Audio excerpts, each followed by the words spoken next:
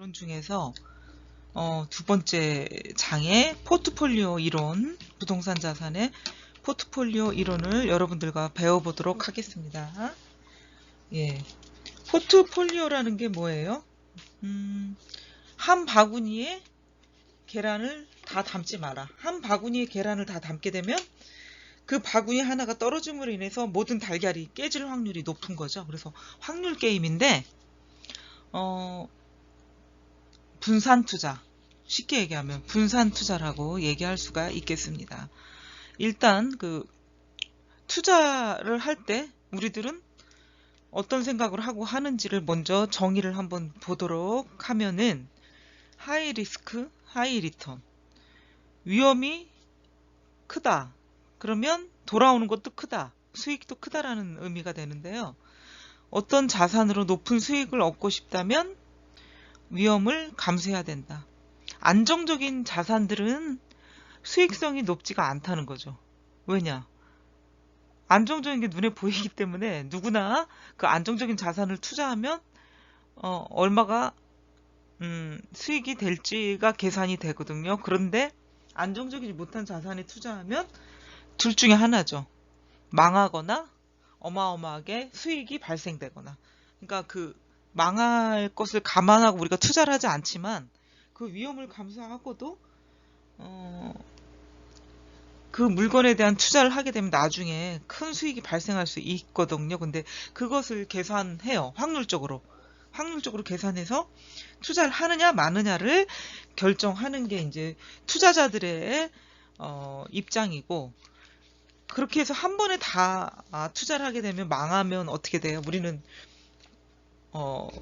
투자했던 돈을 건질 수가 없으니까 여러 군데 투자를 하게 되는 게 이제 포트폴리오 이론이다 보니까 한꺼번에 많은 투자를 하지 않고 분산 투자를 한다는 의미가 되는 건데, 그 중에서 한 가지 물건만이라도 하이 리스크, 하이 리턴에 가까운 자산에 투자하고 싶어 하는 게 우리들의 약간 내적인 심리 아니면 마음, 속마음이라고 할 수가 있겠죠. 예. 그래서 낮은 위험을 원한다면 낮은 수익밖에 얻지 못한다. 또한 위험과 수익은 서로 간에 상충관계를 가지고 있다. 말했던 것처럼 위험이 크면 수익도 높아질 수가 있거든요. 그래서 서로의 어떤 상충관계, 여러 가지 자산을 섞어서 투자하게 되면 동일한 수익을 유지하고 어떤 위험에 대해서 수익이 줄어드는 것에 대해서 특정 하한선까지만이 가능하다는 거죠.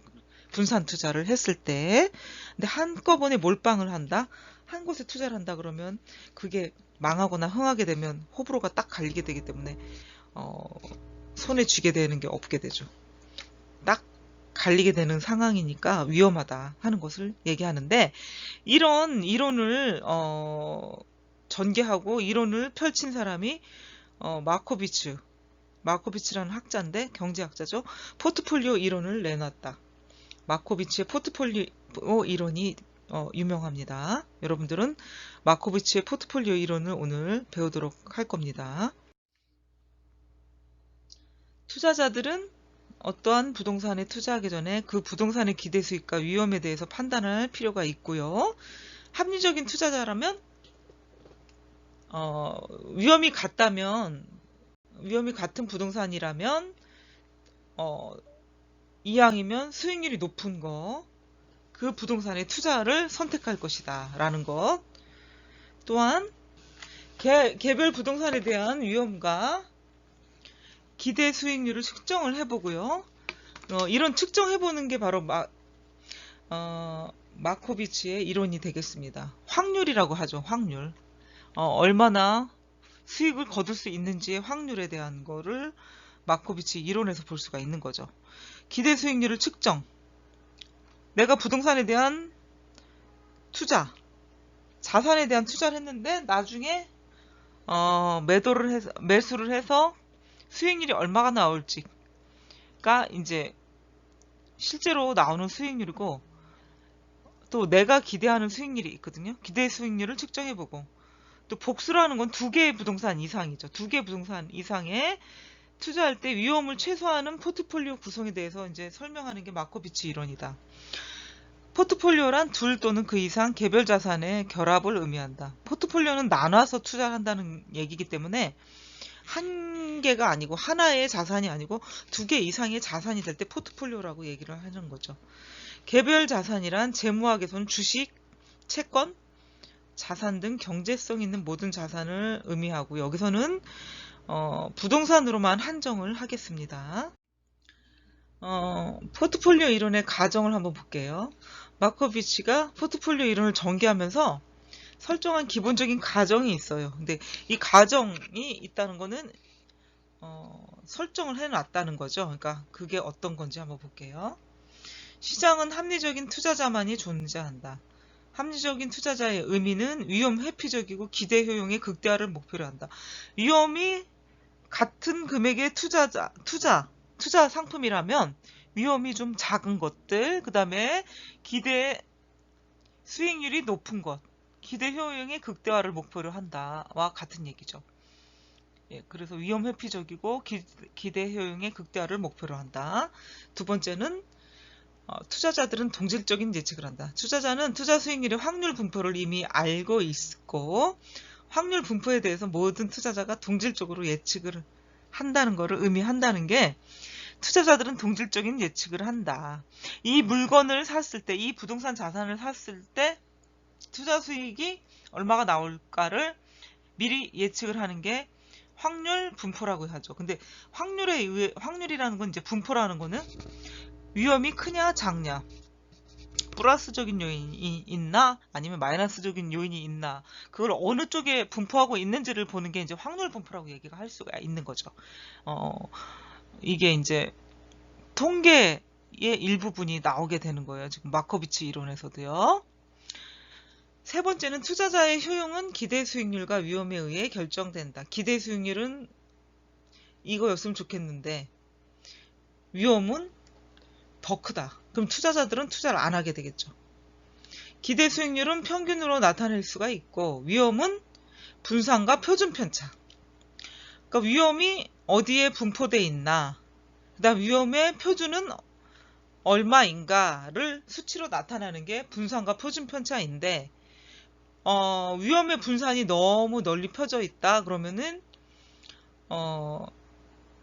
플러스적인 요인이 되잖아요. 위험에 대한 플러스적인 요인이니까 위험이 크다는 얘기이기 때문에 분산이 넓게 분포되어 있으면 투자를 안 하게 되겠죠. 그리고 표준 편차에 편차가 적어야지만이 위험이 크지 않다는 얘기이기 때문에 그걸 가지고 이제 투자자들은 판단할 수가 있겠습니다. 투자하고자 하는 자산의 평균과 분산을 비교해 가지고 투자 대상을 선정한다. 네 번째는 당연한 얘기죠. 3번, 2번, 3번, 1, 2번, 2번, 3번 당연한 얘기지만 마코비치가 포트폴리오 이론에서 기본적으로 가정을 했다. 네 번째는 단일 기간의 투자 기간을 고려해서 투자자들로 구성되어 있다. 단일 기간의 투자 기간을 고려하고 그 단일 기간의 투자 기간을 고려하는 투자자들로 구성이 되어 있다 하는 거를 얘기를 하고 있죠. 가정. 두 번째, 개별 자산의 수익과 위험을 보도록 하겠습니다. 투자자들이 부동산 포트폴리오를 구성할 때는 우선 포트폴리오를 구성할 개별 부동산 자산의 가치를 평가를 할 수가 있어야 돼요. 개별 부동산 자산의 가치라는 거는 내가 투자할 각각의 부동산에 대해서 어떤 가치, 얼마의 수익률을 낼 수 있는가를 평가를 할 수 있어야 됩니다. 두 번째는 개별 부동산 자산의 가치를 평가하기 위해서는 뭐가 있어야 되냐? 기대 수익률과 위험을 알아야 된다. 그리고 세 번째, 마코비치의 경우는 기대 수익률과 위험을 미래 수익의 확률 분포를 이용한 확률론적 방법으로 분석을 했다. 미래 수익의 확률 분포를 이용해서 확률론적 방법으로 분석을 했습니다. 마코비치가 미래 수익률의 확률 분포를 고려해서 기대 수익률을 산출하였고 기대 수익률의 분산 정도를 이용해 가지고 위험을 측정할 수가 있다. 기대 수익률의 분산이 어떻게 퍼져 있느냐를 보고 위험이 크냐 안 크냐를 측정했던 거죠. 다음 10-2번의 식에 대입을 해서 우리가 한번 구해주도록 하면 답이 0.1125가 나오게 되겠죠.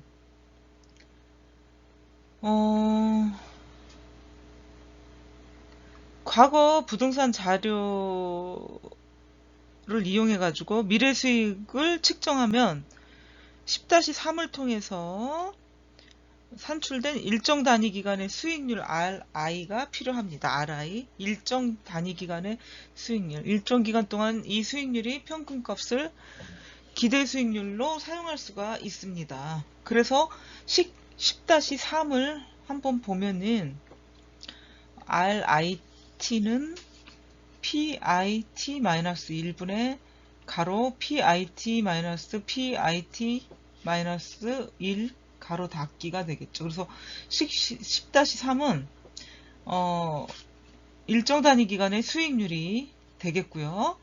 PIT는 I 자산의 T 시점에서의 시장 가격, PIT-1은 I 자산의 T- 시점에서 시장 가격이 됩니다. 그래서 일정 단위 기간의 수익률 10-3의 공식으로 나타내 볼 수가 있겠고요.